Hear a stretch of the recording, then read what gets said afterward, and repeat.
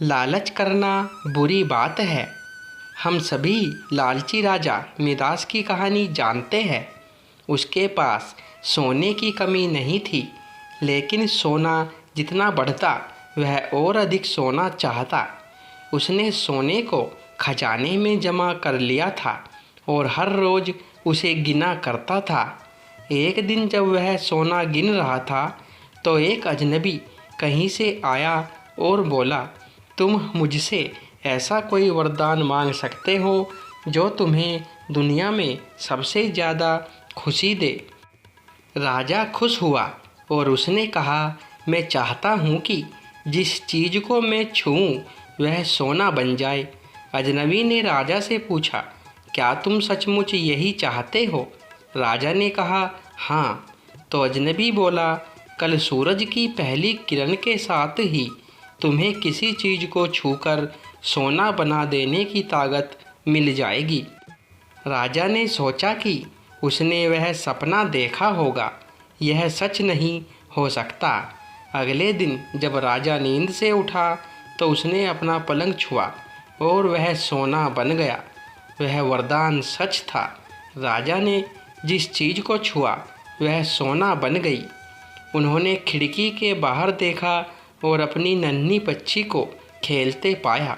उसने अपनी बिटिया को यह अजूबा दिखाना चाहा और सोचा कि वह खुश होगी, लेकिन बगीचे में जाने से पहले उसने एक किताब पढ़ने की सोची। उसने जैसे ही उसे छुआ वह सोने की बन गई। वह किताब को पढ़ न सका। फिर वह नाश्ता करने बैठा।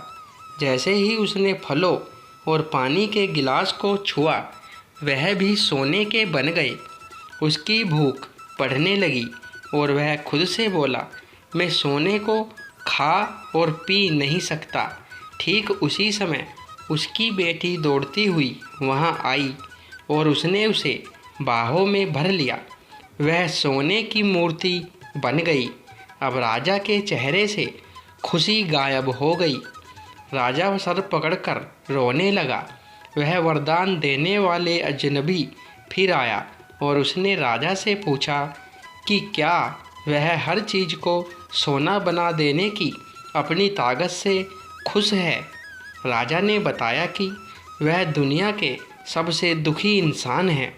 राजा ने उसे सारी बात बताई। अजनबी ने पूछा, अब तुम क्या पसंद करोगे, अपना भोजन और प्यारी बिटिया या सोने के ढेर और बिटिया की सोने की मूर्ति? राजा ने गिड़गिड़ाकर माफ़ी मांगी और कहा, मैं अपना सारा सोना छोड़ दूंगा।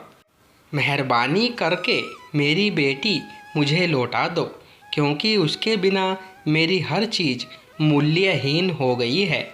अजनबी ने राजा से कहा, तुम पहले से बुद्धिमान हो गए हो। और उसने अपने वरदान को वापस ले लिया।